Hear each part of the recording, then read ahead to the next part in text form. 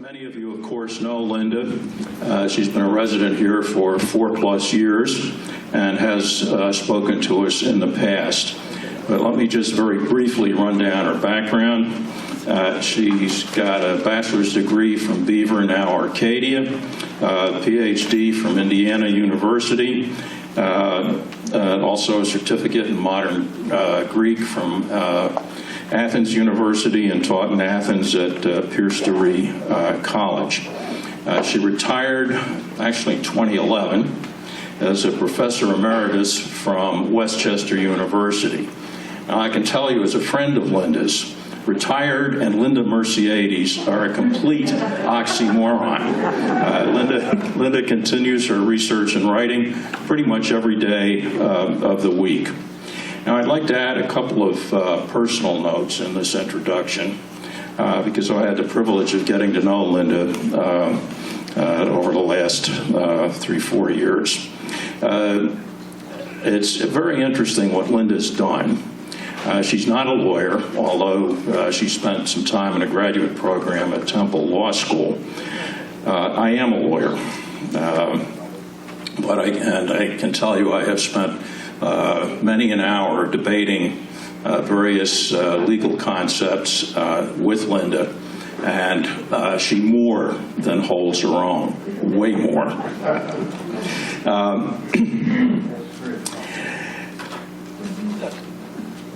I was a history major in college and spent my 50 years of my professional life as a trial lawyer.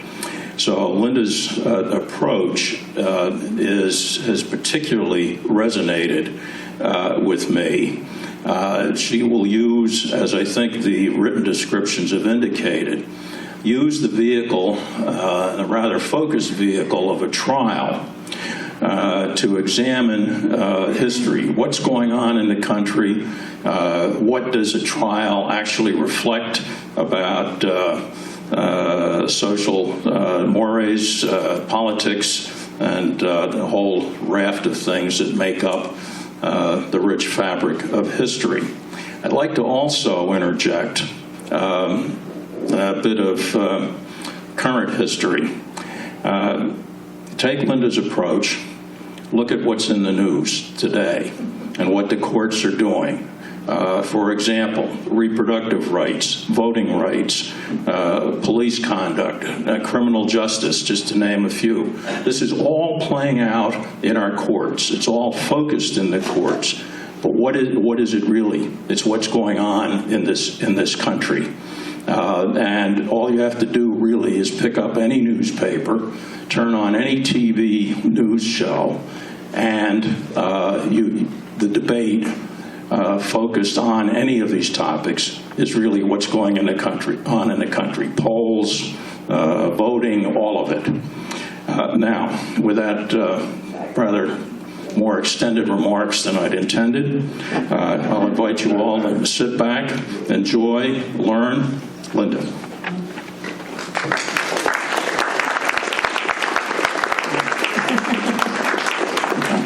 Hi. Oh, yeah, I need those. Thanks. Trail of destruction. Hi. Thanks for giving us, trying out this series. This is the introduction to 8. If you find the sound is too loud or too soft, you can let me know, and John can fix it. So too loud? Too soft? Fine. Okay, very good. Okay. So let me first thank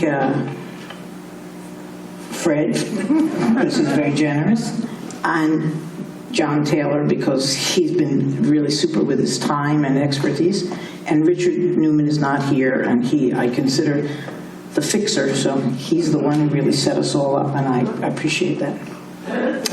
So my background is in interdisciplinary study of legal cultures. It's a movement called law and literature movement. So I'm not a lawyer, I'm more of an historian with training in interdisciplinarity.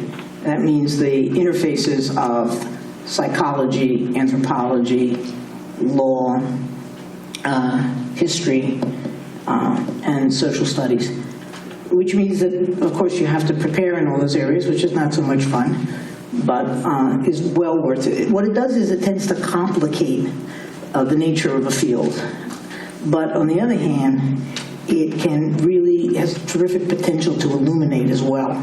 So if you're patient with me, I'm going to throw a lot at you from different angles, but hopefully it'll converge around the issue of democracy.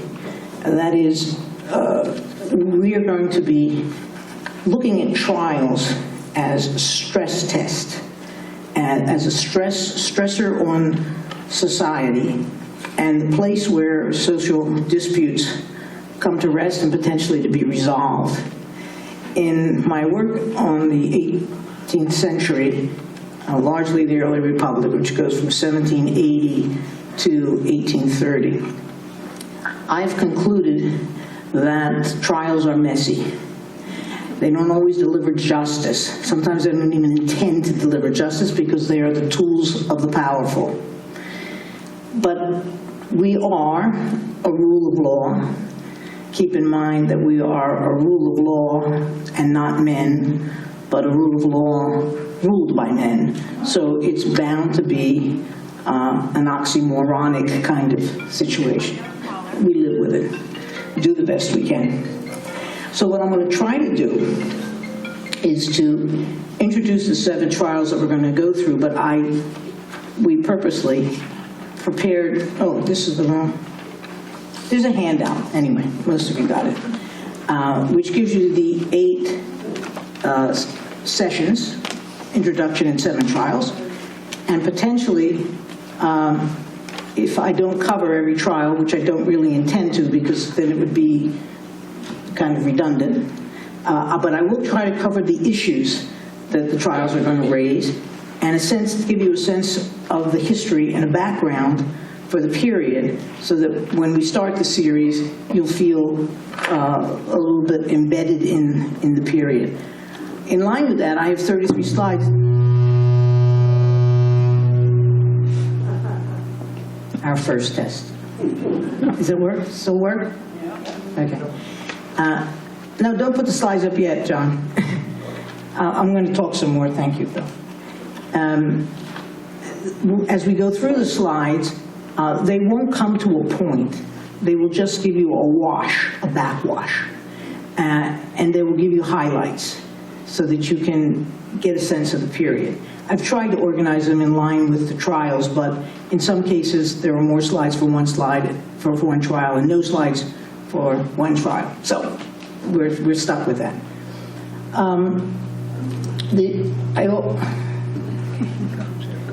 I also want to give you a sense of the nature of the work behind this kind of study. So there'll be some manuscripts in there that I will refer to and give you an idea of why manuscript study is important. And then separately, inside the slides, you'll see not only prints from the period, but maps, because it's really important to get a feel for how things lay out on the land, and because the land tells us a lot. It's kind of a spatial dimension to interdisciplinarity. So, first of all, we'll be dealing with what I call trouble cases. Carl Llewellyn, I will periodically mention people who are doing the work in this field in the event that you want to pursue it any further, at least you'll know that who these issues are coming from. Carl Llewellyn's work is to identify trials that are trouble cases. In other words, they're scandalous, they're high profile. They're not trouble-free or trouble-less, which is another way of studying trials, in order to get a sense of what is a common way of handling libel or a common way of handling treason. So we won't be looking at that. We'll be looking at the scandalous, high-profile way of looking at it, because that's where the real stress comes on a society. So I will invite you to consider murder, but we will interface it with questions of race, because it will be an interracial murder. Then we were already complicating it in terms of interdisciplining it, but it will also give us a much better stress test. So that's just an example. I'd like to introduce you again to another concept, and that is the way in which we look at to the judicial scene. We look at it in terms of jurisprudence, which is the formal law. We also look at it in terms of jurispractice, which is legal or law practice in a non-formal way. So it could be a popular form of law, it could be an Indian council, or it could just be reciprocity between individuals, which is a form of ordering relationships, which could be considered a law practice. The third way is to look at it as terms of jurisculture. And if you're going to look at law in terms of the culture in which it's embedded, then you're looking at rituals that have legal effects or that supplement the law or that themselves are law-like. So in those three concepts, I won't be using the terminology necessarily, but those are three ways of seeing and being that we will invest ourselves in. And that work would come from Austin Surratt and Thomas Kearns, who've done a lot of work at this out of the University of Michigan. We'll be looking at lots of different courts. Just to give you a sample, we'll look at courts martial. We'll look at justices of the peace magistrate courts. We'll look at county courts, state and federal circuit courts, state and federal Supreme Courts. So over the variety of trials we look at, you'll get a sense of how law operates at different levels. And there's a lot of competition for jurisdiction over these courts. And that'll be interesting as well, how that plays out. We'll look at lots of varieties of law. We'll look at natural law, off of which the Declaration of Independence is built. We'll look at common law, that in combination with natural law and an invention by the founding figures becomes our constitutional law. And we'll look also at statutory law and legal codes such as the Articles of War when we study the court-martial, which is the first trial that we'll be looking at. So the object of what we're doing is to understand our identity as a nation, what made this country, and what it all means. What is justice? How is it done? What can we learn from it? And we're doing it in order to study the challenges of democracy that are posed by these trials and presumably resolved by these trials. And as I said, that's always a big question mark. Why are we studying this particular period? We're studying the early republic because American democracy, and I apologize to the Greeks to my left, they are not the first true democracy. The first true democracy was this experiment of American democracy where people rule themselves.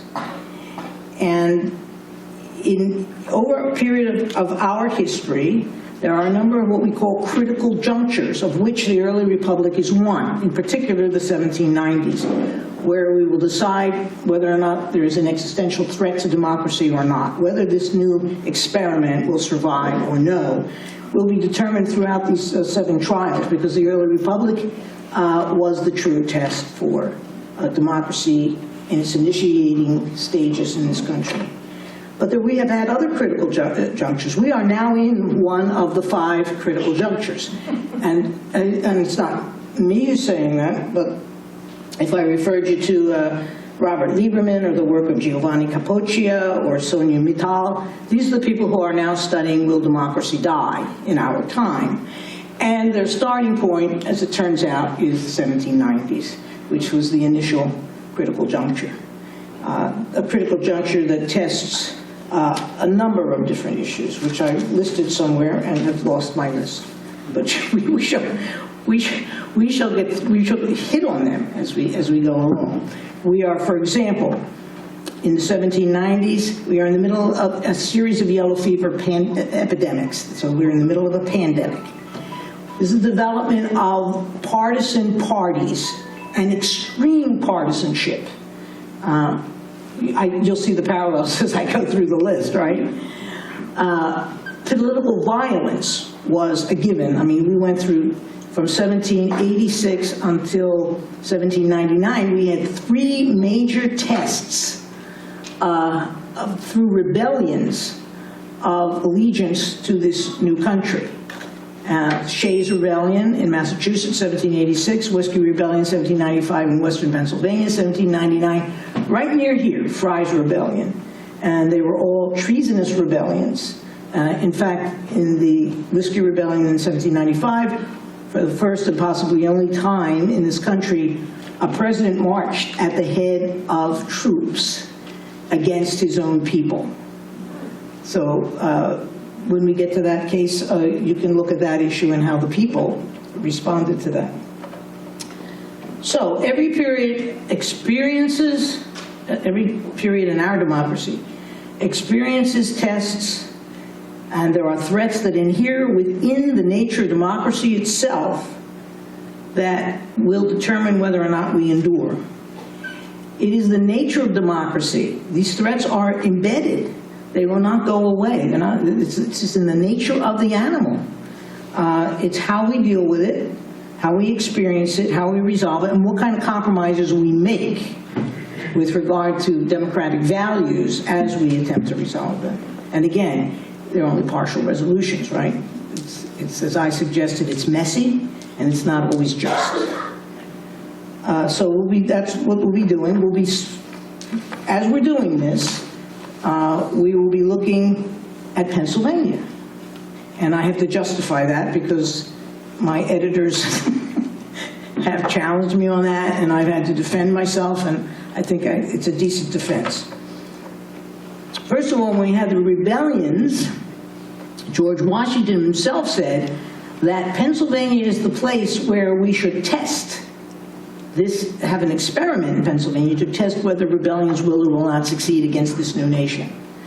They didn't choose Kentucky, didn't choose Virginia, even though they were also having rebellions at the same time in 1795. But he chose Pennsylvania. Now, Pennsylvania, if you recollect, from 1790 to 1800 did not merely have Philadelphia, a major city, but it had Philadelphia as the capital of a county, and Philadelphia as the capital of a state, and Philadelphia as the capital of a nation. So this is a good place to look for all these trials, right, in this state, because we were the focal point for democracy for that decade. What else do we find in Pennsylvania? We find Thomas Jefferson saying that the North and the South meet in Pennsylvania. They meet and blend to form a people free from the extremes of vice and virtue. I'll take him at his word because it's very helpful to my cause to accept his analysis. But you have in Philadelphia the terrors of urban crime, which will constitute one of our cases. We have Philadelphia as the site of the Constitutional Convention and the writing of the Declaration of Independence. The ratification of the Constitution all focused around what came out of Philadelphia, and then because we were the seat of the nation's executive, legislative, and judicial branches for that decade, when we were the capital of the nation, it all came back to us as well. Pennsylvania was also the most important frontier that we had.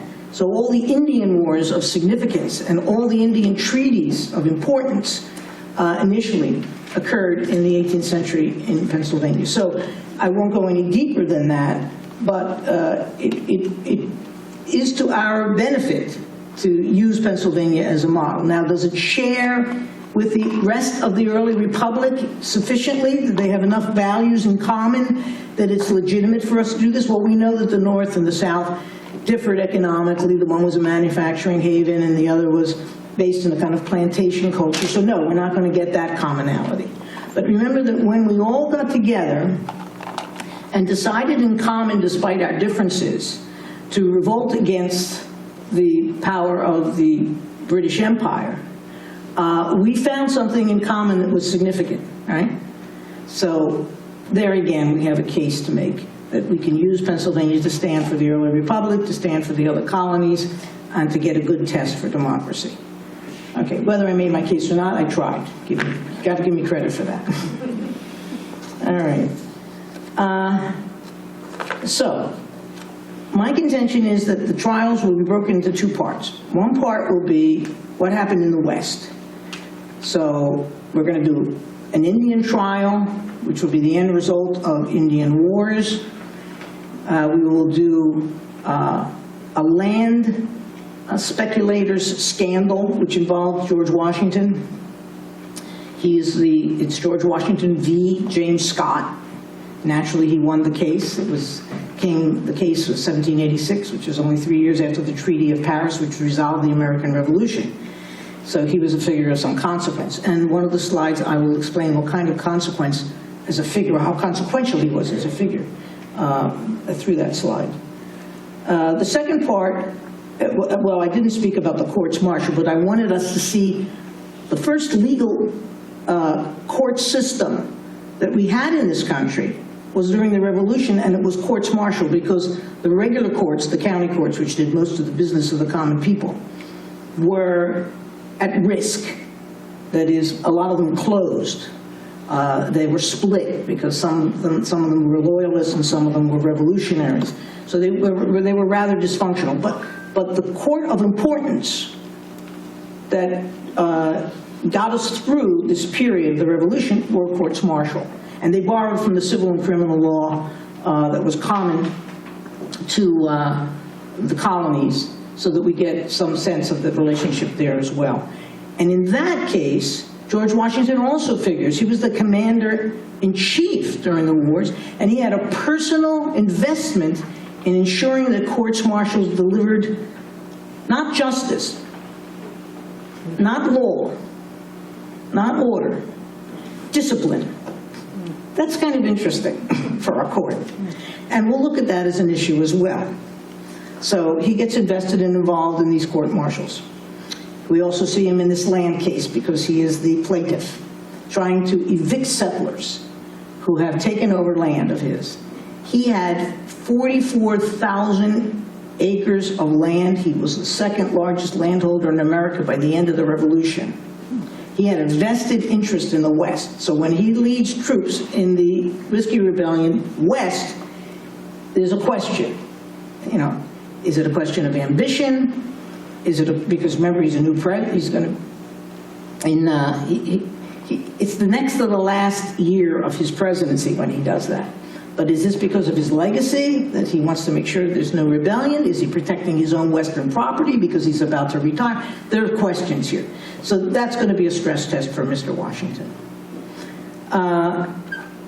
Okay, and so he's going to show up in the Whiskey Rebellion case, the land speculators case, and the courts-martial.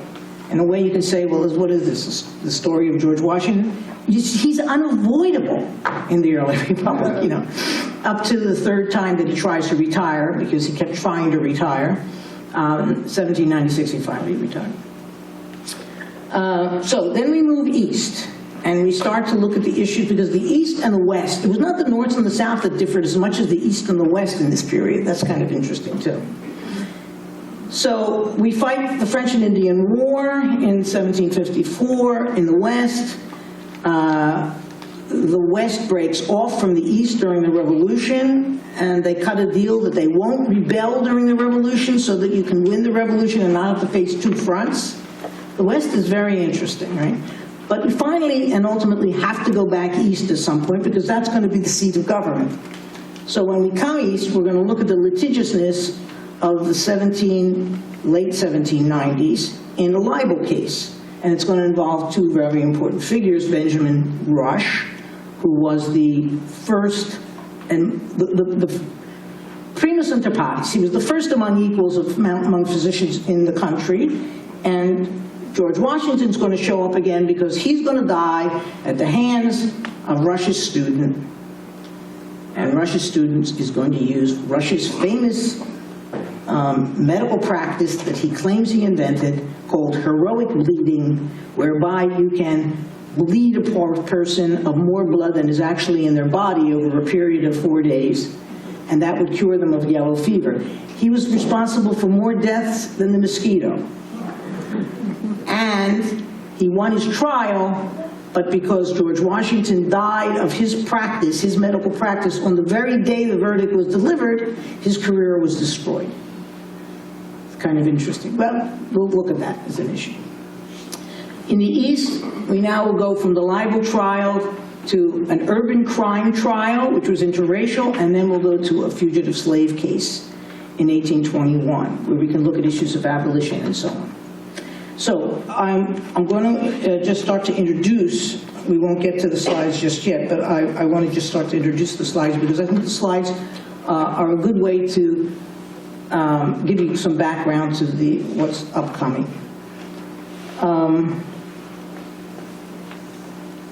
I'm going to start with the Quakers.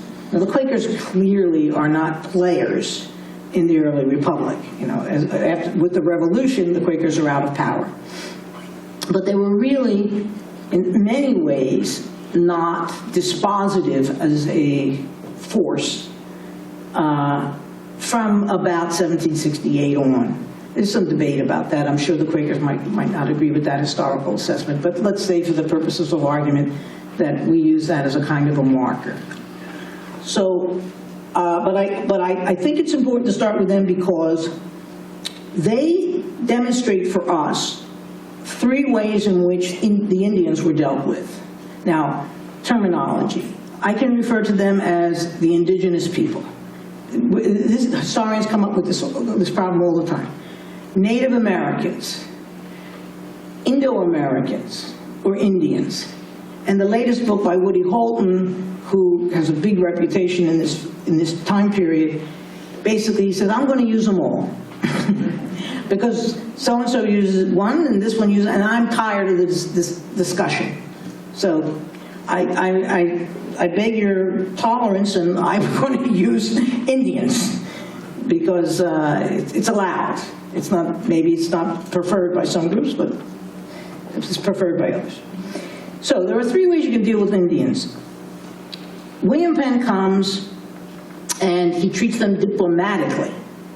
And so this is a good way for us to start to understand this country. But subsequently, now this is in 1682, with the Treaty of Shakamaksan, with a letter to the king of the Lenni Lenape, and with a statute that the Quakers passed. All of this from 1681 to 1682. And in that, he says to the Indians, we will give you equal justice. We will treat you fair and equal. We will give you a mixed jury, half Indians, half white men. Didn't say, however, that the Indians will be for your tribe. And you'll see why this is important later. And we will have your king present at the trial, given notice of the trial, and he shall be there because these trials will do justice to both, meaning to whites and to Indians, and your king will be present and be given notice so that he may see that justice is done. This is a wonderful start. By 1737, which is just 50 years later, the second way of handling the Indians come up. And this is the infamous Walking Treaty, which we can go to now. Who knows what it is? And I thought you might be interested to see this version of treating Indians, which goes like this. If you can vaguely see the coloration there, but I will go bottom right, and at bottom right will be the Wrightstown Meeting House. And if you go up what looks like a green line on a diagonal, oh, you know what? I have this clever little thing here. Oh, it will help if I hold it. Okay, so Wrightstown Meeting House down here, go up this diagonal to that X, and that's Jim Thorpe, Pennsylvania. So the Quakers adopted an Indian custom of a walking purchase. And what a man could walk in a day and a half would be what the treaty would cover. What the Quakers did, and this is not to their credit, I imagine, was they had 3 men running. And they were promised whoever won would get 500 acres. Well, 2 of them died as a result of the run. One of them got the 500 acres, was never able to do much with it because the Indians kept attacking it, and he wound up deserting it. But he ran 65 miles. Okay, and how did he do that? Because he had collaborated with settlers who cleared the path ahead of him so that there was no bush, made sure that there were horses with supplies all along the route, and provided ferries to get across rivers. Okay, now, when she gets here to Jim Thorpe, he's supposed to go draw a straight line across to the Delaware River. Well, if you notice this yellow line, that's the Delaware River. So the surveyors, they did a straight line to the Delaware River instead of here, which essentially doubled the mass for the walking purchase. The Lenni Lenape disavowed the purchase, and that nobody paid any attention. Okay, so that's the second way. The third way you can deal with Indians is by bloodshed, and so the Quakers made treaties with the Iroquois Indians, who actually were from New York, as if they spoke for the Lenni Lenape, who were native to the Delaware Valley, and having signed the treaty with the Lenape over Delaware lands, the Delaware were pushed out to the Shenandoah Valley, and then a second Iroquois treaty pushed them all the way out to the Alleghenies. So, actually past the Alleghenies into the Ohio territories. So the Quakers didn't have great press during this time period, and this indicates that they were considered friends of the Indians and not friends of non-Quakers. So they are riding hard on the backs of the Irish and the Germans, and the Indians, their allies, are doing the same. I'll go to the next one. This is another example. If you look to your right, I'll always do your right, right? So your right would be here. Here the Quakers are giving tomahawks to the Indians in order to get rid of non-Quakers, and then they're embracing, in quotes, Indians. So their friendliness to the Indians when they were on the side of the Indians was not well perceived by other minorities. If we move on,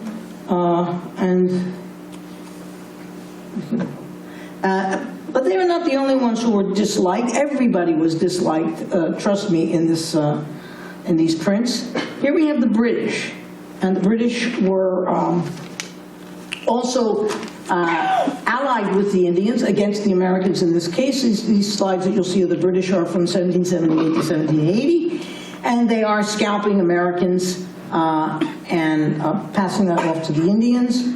There are calls in this particular print for Sons of Columbia to take revenge. This is obviously an American print against the British. Here we go.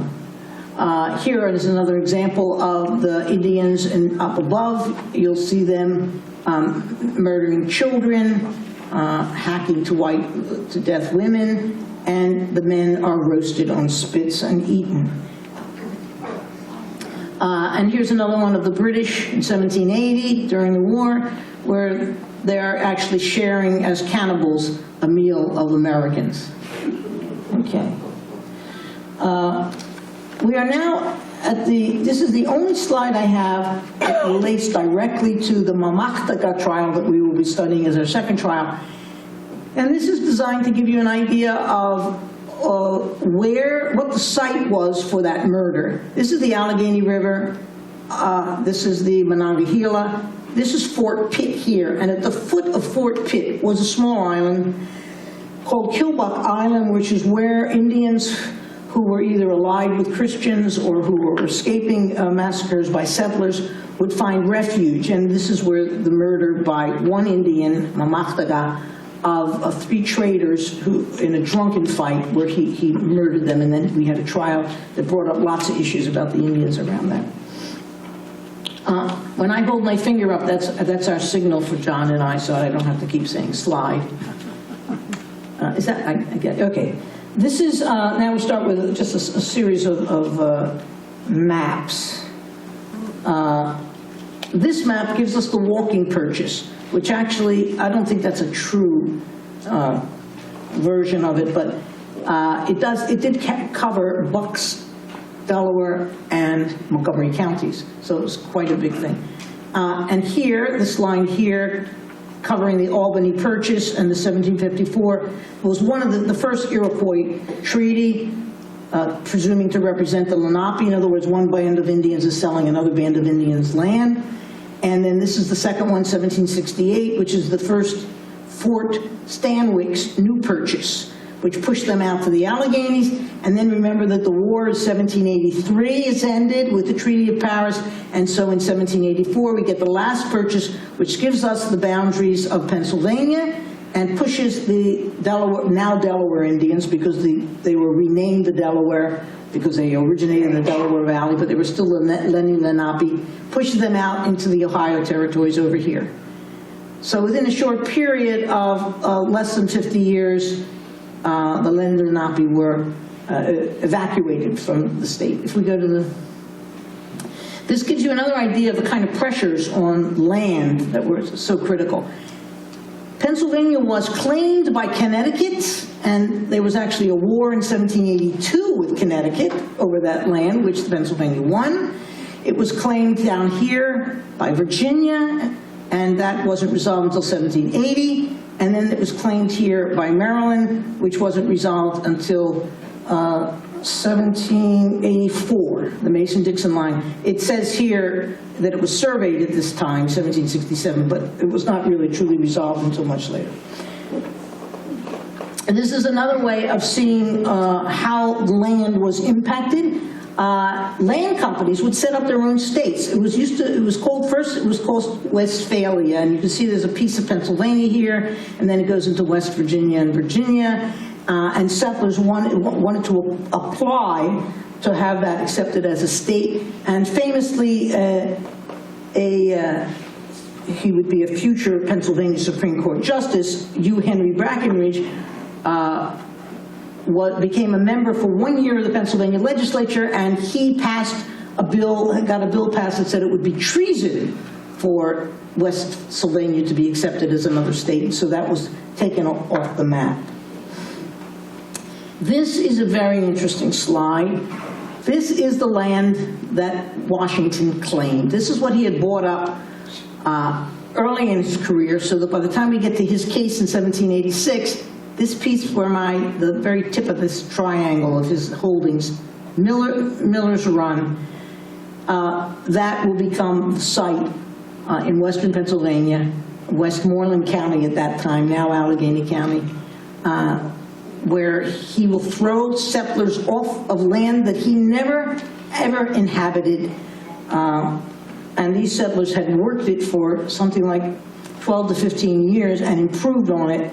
But he won the case because he was able to use his political influence to get the case moved from county court to the Pennsylvania Supreme Court, which basically identified with eastern Pennsylvania and the founding figures who had become an elite group that there was some problems with that, which we'll discuss. They became, and some people said they would have been better off staying with the British than to be run by George Washington's first administration, which was made up of Edmund Randolph, Thomas Jefferson, Alexander Hamilton, Henry Knox. These were all figures that were famous for winning the Revolution, and they became hated very shortly thereafter. And this is one reason why, because they kept buying up the land. They would buy it up from soldiers who never got paid during the Revolution, but were given land bounties, and then their captains and generals would come and buy for pennies on the dollar their land bounties, and then claim it as their own land. Okay. This is a good example of a survey that would be sent to the land office, and you can see how very detailed it is. If you're actually going to legitimately purchase a piece of land, you get a warrant from the state. If you have a military bounty, you would get your warrants as a result of the military bounty. If you were a land speculator, you'd buy the land from the state, you'd get a warrant. The warrant would allow you to do this survey. The survey would then be recorded, and then you can get your land title. Well, I'm going to show you that this is what Washington provided as his survey for his Miller's Run property. And it was actually never surveyed on the ground as an actual survey. because William Crawford was an Indian fighter and he was Washington's surveyor. And he said, I send you this survey as a faint guess, G-E-S-S. I thought guess was a person. Maybe that would be the surveyor. In fact, he was very poor at spelling. So it was, in fact, a guesstimate. And it didn't sell. I mean, they caught him at it. They accused him of a fraud. Washington was caught up in it, and Washington had a whole series of lies that he expressed around this survey. So there's a problem there as well. And now, we're now talking about the 1795 Whiskey Rebellion trials. The rebellion was in 74. I think I misspoke and said it was 75. This is now let's see if I can imagine you. If you were standing in front of Independence Hall, east will be to your left, west will be to your right, right? Okay. 3 of the courts that we're going to study are in Independence Hall. This one is the U.S. Circuit Court for the Eastern District of Pennsylvania. And this is where the Whiskey Rebellion trials were held. The rebels, remember, were in the Allegheny Mountains.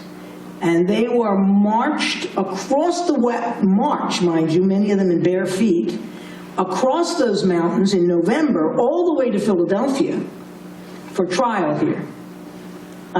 It's shocking that only 2 people were convicted and both of them were pardoned in these trials. You should get a chance to find out why. Okay, in the middle of Independence Hall, now that's the east wing, the middle of it is going to be the Pennsylvania Supreme Court. I'll show you a picture of that later. And on the right, oh, I raised my hand. That's okay. And on the right is the county courthouse, Philadelphia County, where the interracial murder trial that took place in Philadelphia was tried. So that one building with those 2 wings represent 3 of the most important early Republic trials that we will study, and I contend the 3 most important. I wanted to give you an idea when we talked about juris culture. This is juris culture. This is a hanging in effigy. Now, this is from 1765, the Stamp Act Rebellion, but these kinds of effigies were consistent across the whole period up through the end of the century. And it's the powerless protesting those people in power. And this would be the Stamp Act inspector who was being held in effigy. Here's another example of Euro culture. And this is a liberty pole. It goes up like that. And they were taken from ship masts or trees, liberty trees, they were called, and sometimes crucifixes. So there's a rich history in the symbology of these particular items. And then from these poles would hang banners, which would say liberty, no excise, meaning no excise tax, liberty or death, whatever the slogan was, or a small flag in the rebellion, 7 bars for the 4 counties that were in rebellion, plus a county that was friendly to it in Pennsylvania, and 2 other counties from Virginia that were friendly to the rebellion. There's a famous Whiskey Rebellion flag that I'm going to show you in a little bit, which does not follow that procedure, so I'm going to discuss that in a minute. Okay, and this cultural symbol is a hedra. Now, this is from 1789, and it's a symbol that has to do more with the British and the French, where but I want to show it to you because it's the best example of a hedra, which is a many-headed snake or serpent, and that was the symbol that was used for those who rebelled in the Whiskey Rebellion, because the minute you cut off one head, that many more will grow back. So it is a symbol of protest against power. This is a very rare print. A lot of these prints I've had to rescue from oblivion. In many of the studies of this period, they publish whole books without any prints in them at all because they're so difficult to access. I was more fortunate, or I just spent more time, I don't know which. So here's Washington marching with the troops to Carlisle. Actually, the troops went ahead of him, and he took a cushier route, came after them to visit them. Here, this is Albert Gallatin, who was later to become a U.S. Senator. He was born in Switzerland, and he was with the rebels. And so he's holding onto the carriage wheel to hold it back. Here, underneath the carriage wheel, Washington is riding his carriage over James Madison, who objected to, as a good Republican, to the Federalists marching against their own people. And here's Thomas Jefferson trying to rescue Gallatin, who's trying to stop Washington, who's riding on top of Madison.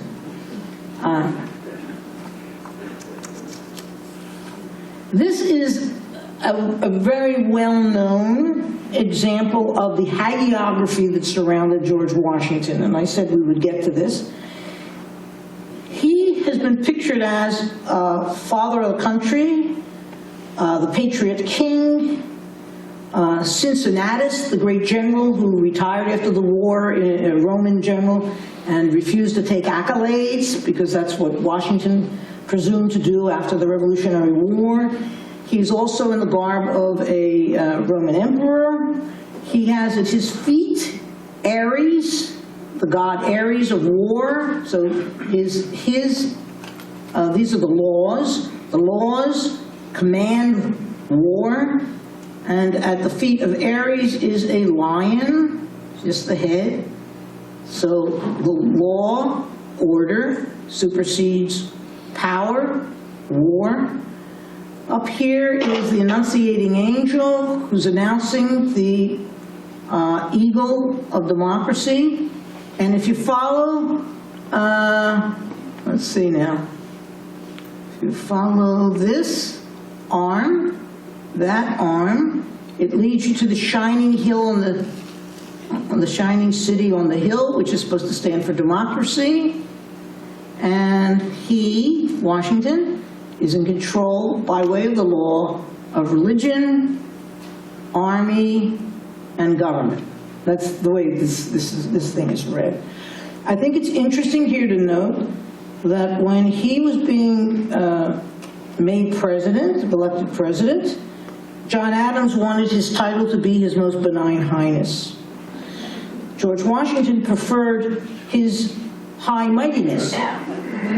The Senate wanted to give him the title His Highness the President of the United States and Protector of their Liberties, but when push came to shove, a House-Senate conference said, you shall be named the President as in the Constitution, and that's how it comes down to us.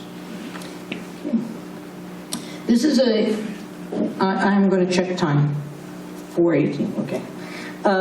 This is just a view of Congress. This is the second Congress. The first Congress was held in New York, and then when they moved the capital to Philadelphia, the second Congress presumably marched its way down to Philadelphia from New York with, I raised my hand, sorry. This is the Federalists. These are the Democratic Republicans, because the parties kept changing at this time. And so they are in power, and they're just kind of dragging them by chains, just to give you a sense of the beginning of true partisanship when they started having Congresses. And the title of that was, What Do You Think of Congress Now? Now we are meeting up with a group called the Anti-Federalists. These are the ones who were against Washington's Federalist administration. They were pro-French. They set up 100 and some clubs all throughout the colonies. The first one was established in Philadelphia, and there were 3 established in the western part of Pennsylvania that Washington claimed were the first fruits of rebellion. This was actually a bourgeois discussion group. They never did much else than that, but they were so anti-federalist that Washington wanted to blame the Whiskey Rebellion on them. They are a very important movement. They almost got the Constitution in the ratification conventions overturned, and the Western Pennsylvania was very anti-federalist. They voted entirely, all their representatives to the convention voted against the new Constitution. This is an example of an exciseman for the rebellion, and I just put it up there because it's a rare print, and it's actually one that was drawn by a rebel. Over here you'll see the exciseman, which is this figure here, hooked in the nose by his evil genius, and then burned on top of a keg of whiskey that was set on fire. They didn't like them very much. And this is the flag that I was talking about that a lot of historians have attributed to the Whiskey Rebellion. It is not a Whiskey Rebellion flag in my view, and I've checked with vexillologists. I gather that's the name of people who study flags. And they claim it is a 13-starred federal flag that belongs to a military regiment, and that it would not ever have been used in the rebellion, but it is widely touted as just that. I feel like I'm calling for, no, don't but I feel like I'm calling a waiter or something. Okay.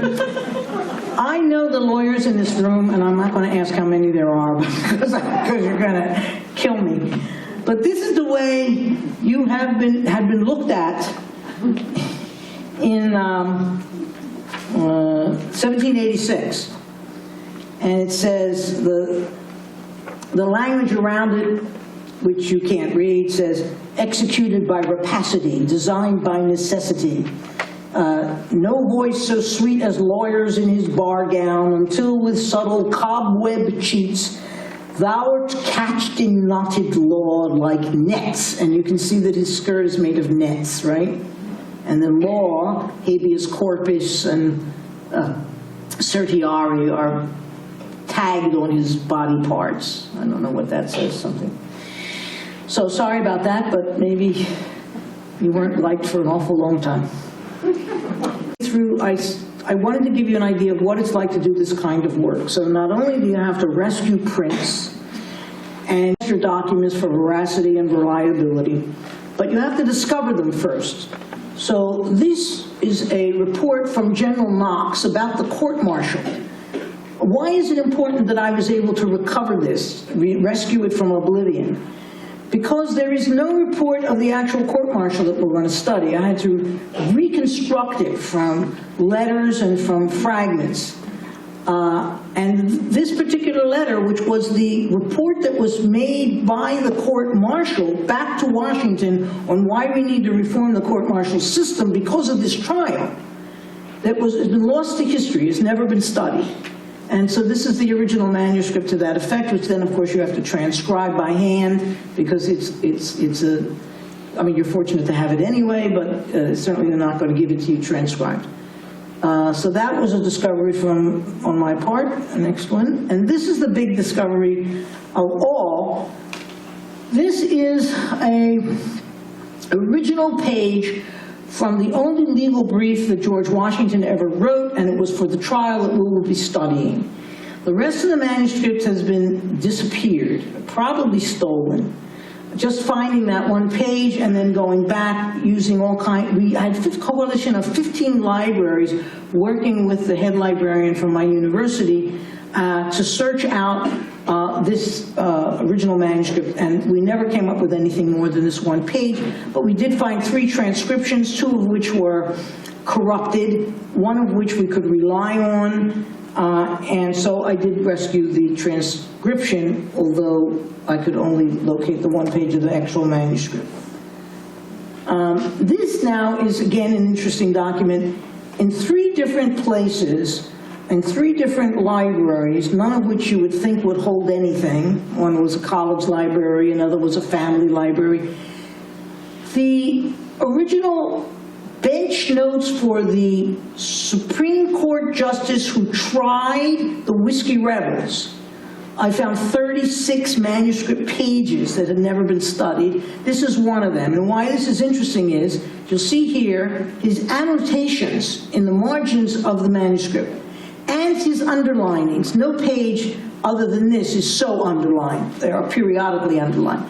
But by putting together all 36 pages of these 4 different transcripts for 4 different trials that had never been studied because nobody knew about the existence of these manuscripts, you can study his comments, his actual transcription of testimony, all of that, and then what he chose to underline from that testimony. Apparently this was a very important witness because he underlined all of it. But if we go to the next one, I'll show you that he doesn't underline at all on this one, but he side marks or sidelights here.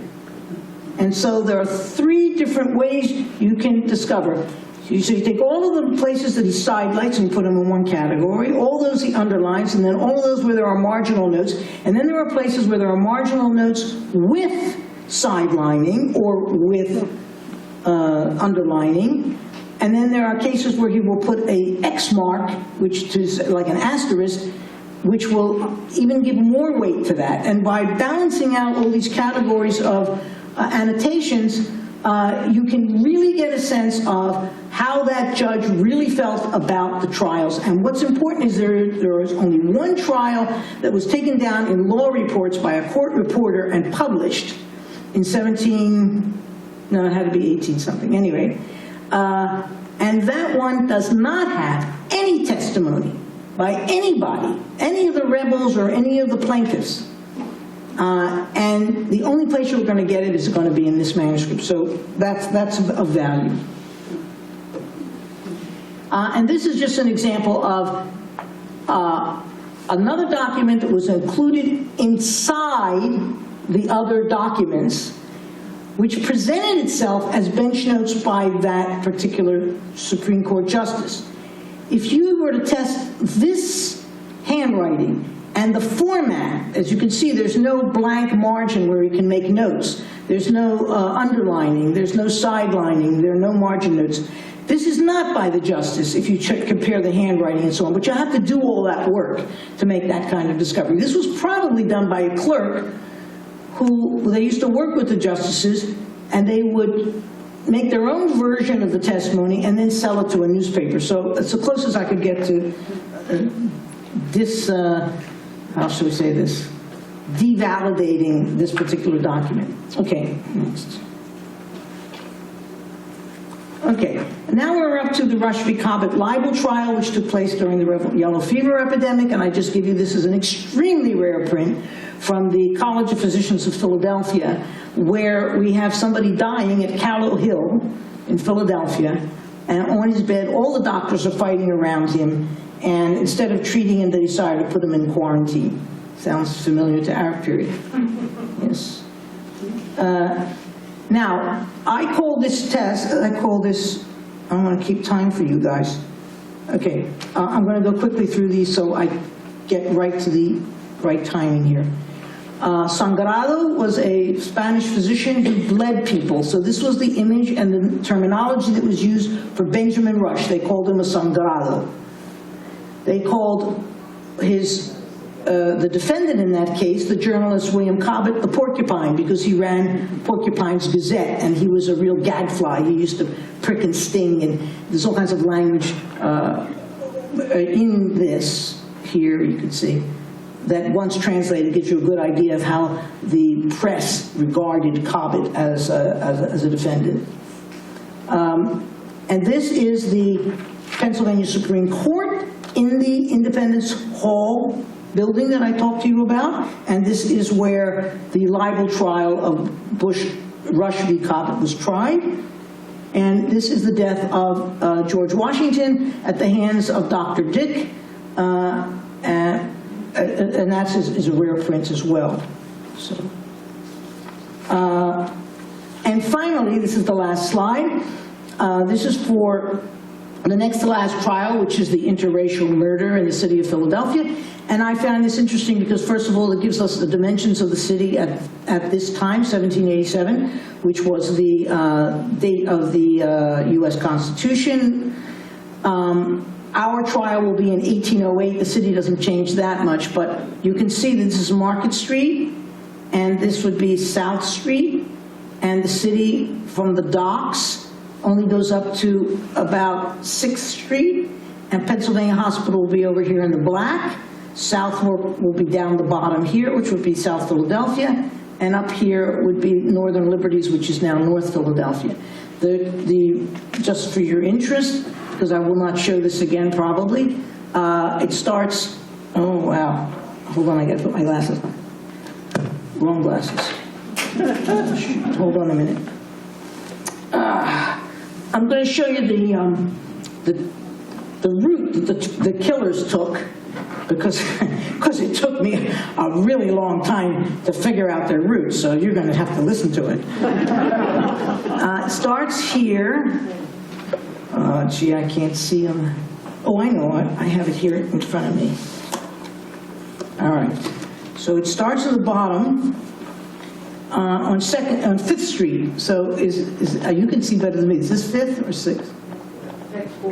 4, 5th. Starts down below here. They come up to Shippen Street. Is this Shippen? Can't tell. No, that's Walnut. All right, so let's go over here. They go all the way over to front. I know this is right now. They go north on front, and they go up here to throw anybody off their track. They come back down here. They go across the alley. They pass where Benjamin Franklin's daughter lived, and then they kill the woman here. They don't go back the same way. They go back up here, over here, down here. And that, to me, was always peculiar. I still haven't figured out why they did it that way, but at least I wanted to show you that I went to the trouble to find out how they did it. Okay, I can be open to questions, or you're free to leave. Yeah. You want somebody to... Costa. Yeah.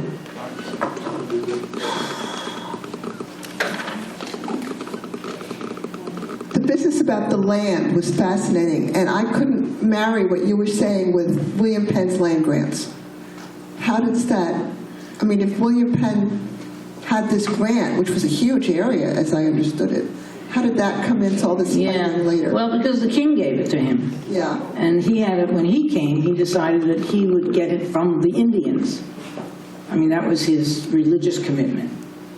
And so he wanted to make treaties. Because otherwise he's going to have to chase them off the land the king gave him with bloodshed and force. And he thought it'd be better to use, he, by the way, was not responsible for the walking purchase. Right? That was 50 years after the fact. His son, right? Well, who's there? Fern. That's his son who was the... Oh, his son was a real bugger. Yeah. Because the Treaty of Saxamaxon was probably burned by his son, because he didn't want to live up to the commitments that Penn made to the Indians. So Billy Penn had this land grant, but even though he had it legally, as it were, under the king, he wanted to make treaties with the Indians to be fair. Right. Well, one way to say that is he had this land under the king. Yeah, he did the right thing. All right, thank you. But he didn't make any friends by doing it, because it turned out that the settlers hated him for making friends with the Indians. Right? Okay. Well, Linda, I have a question for you. Oh, sure. I'm absolutely fascinated by all this original material that you dug out.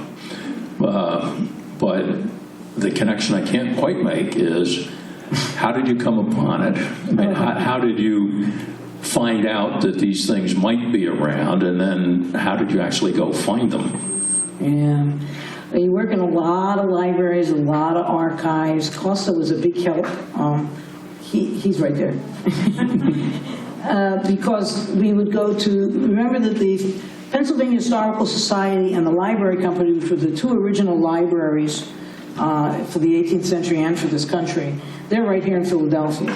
So you just sit there and you go through all these families' letters and, you know, every map you can find, and then you go to the Library of Congress, and then you start, you know, working college libraries, because college libraries were founded by founding figures, and they would put collections there, or there were odds and ends all over the place. So it's a lot of legwork. And and when you do find something, you want to hide it a little bit so nobody else finds it. So that's another thing you do.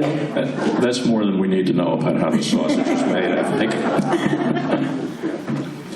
Well, I'm happy to take questions, but if you do choose to stick around, you're going to do a court-martial next time, and then you'll do an Indian murder trial. So maybe we'll see each other again. You can feel free to drop in and out because the trials are self-isolated, right? So if you find one crime you're particularly a friend of, I'll welcome you here. Thank you.